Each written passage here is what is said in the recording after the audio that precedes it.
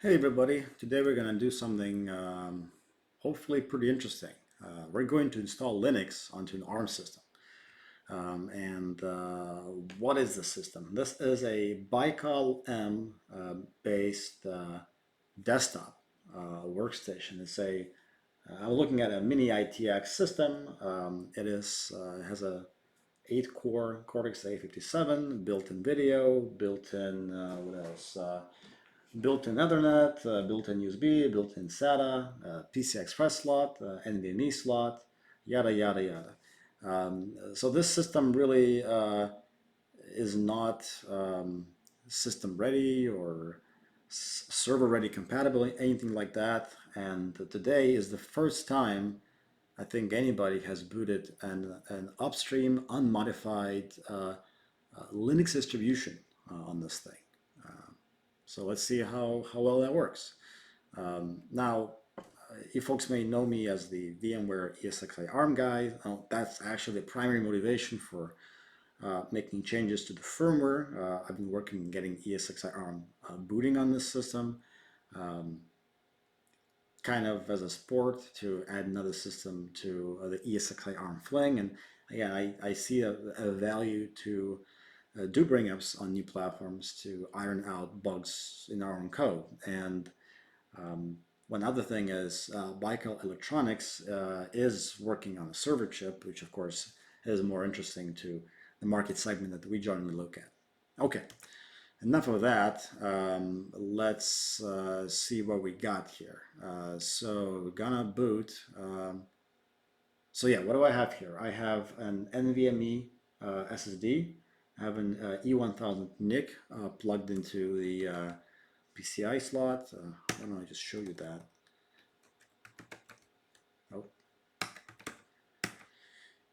Oh, less PCI is a Linux command. Okay, there we go. All right, so there we go. I'm typing this on a USB keyboard. HDMI videos going straight into my HDMI grabber. Okay, and now we can go boot Debian. Now I'm going to add one option here, and that is to force ACPI. Again, Linux will prefer device tree to ACPI when both are present, and in this case, both are present.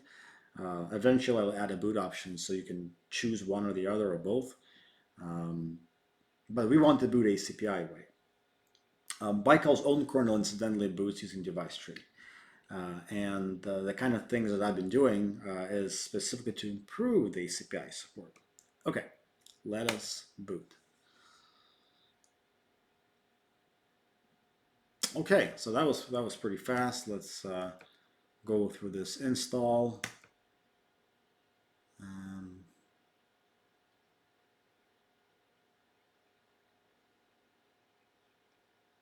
It's going to load a whole bunch of modules from the disk. In the meantime, let's switch to another virtual console and ta-da! You see PCI Express devices. Now, that's probably not the most exciting thing to look at, but it is pretty exciting because this system does not have an eCam compatible root complex. It is another DesignWare integration, similar to what happened to the Marvel Armada A8040 or A7040 or what's now known as the Octane TX29132 or the Socian X-Sync Racer. The DesignWare core has been instantiated in a way where it uses a 64K outbound granule, and that means that it's technically not possible to make this thing look like eCam. It probably also doesn't help that the actual root port device is visible in an entirely separate memory range, and then its secondary bus, and of course anything downstream is well, wherever you want to set up the config 0 and config 1 windows. All right, so just like the Macchiato bin, what I've done here is I've exposed PCI Express what I would call a single device eCam mode, where this only really works for simple adapters that have a single device and a single function. I mean, SSDs, cheap NICs, anything with, actual PCIe switches on board, or that has no hope of working. But yet I have an SSD and a NIC, and these are functional. So let's look at interrupts, and you can see this is actually a pretty advanced Cortex-A57 system. It does have a GICB3. It has ITS. ITS does work. That is how the MSI interrupts implemented here. They're not using like the weird DesignWare MSI controller. For the curious, the device ID is actually all the same. It ends up being this, regardless of what segment you're on. Anyway, whatever. Okay, let's go back to our installation, host name, okay, password.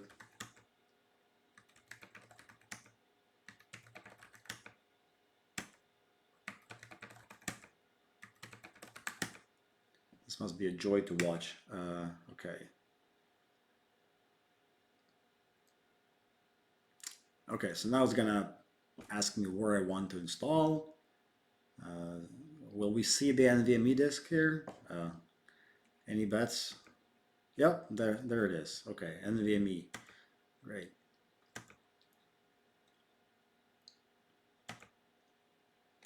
Okay, so yeah, that should be installing now, and it is. Okay, fantastic. What else can I show you? Is the NIC functional? Yes, the NIC is functional. You can see that it has an IP address, and I can ping my my router. There we go. What else? I could show you the D messages. Of course, less is installed. Okay, let's use more. So yeah, so this is booting ACPI way, and you can see the firmware is UEFI.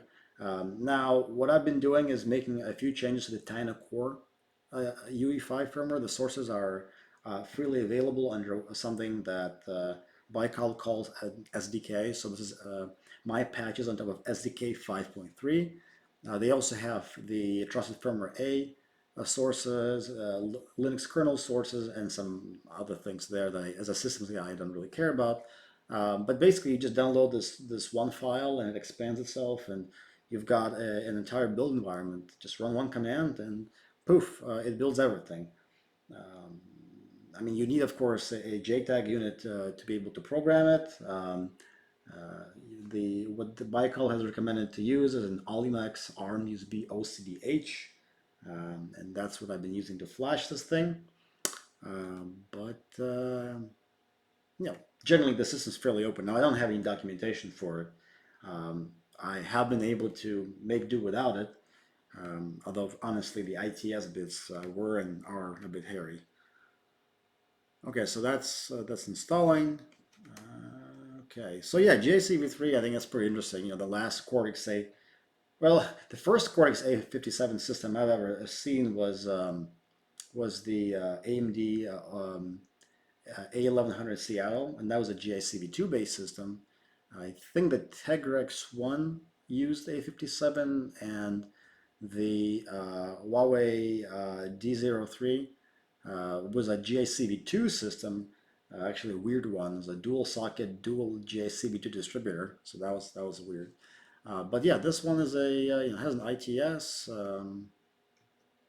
Yeah, proof is in the pudding. Oh yeah, it does have built-in SATA and USB 3, and yeah, those work, which of course is nice. And unlike the Raspberry Pi, everything is cache coherent, and you don't have any weird stuff like DMA limits where you have to kind of hack things around. But here you can see that I have a Raspberry Pi keyboard and a U1000 and all that. Okay, let's go back. It's asking me for a mirror. I don't really want to install anything. I mean, you've probably seen enough, but I just want to finish the installation and be able to boot into it.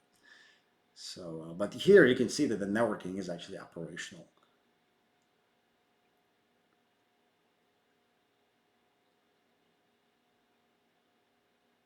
Not very fast. I probably should have selected the UChicago mirror. Okay. Well, I may cut this video a little short because Yeah, you know what? Yeah, let's stop it at there. So you've seen it. This is a Debian 11.1.0 ISO. Um, just downloaded this straight off the web, put it on my USB key, and there we go. So this Baikal M1 system is now um, you know, potentially system ready ES compliant. Uh, who knows? Could be. Okay, and I think on that note, let's see if I can get away with just the basic utilities. How much installation is that? Oh, only 100 packages.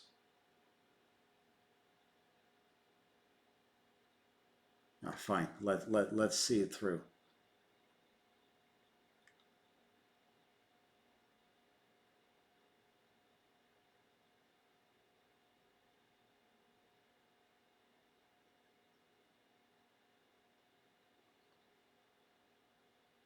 Now, of course, this thing boots using ACPI, and this is using an upstream kernel. There are other devices on board like audio, Ethernet, and all these devices, of course, will need custom drivers. And my understanding is Baikal is working on upstream support for those built-in devices. But isn't it much easier to do that, without having to first add like basic booting support? Probably, right? So, yeah, I mean, as limited as the PCI Express implementation is using ACPI and this kind of ECAM, it will work with most of the devices that a mere mortal could plug into this. So it's not a bad start. Now, where I really want to take this, incidentally, is uh, implement support for the DEN 0115 spec, which is a trusted firmware interface for PCIe config space. And that, uh, with operating systems that have support for that, it should give you fully functional PCI Express. Of course, Linux today doesn't support that, but other operating systems like NetBSD and ESXi, they do or will support the standard. So maybe we'll see more adoption in the future. Okay, I can't believe it. We're done installing.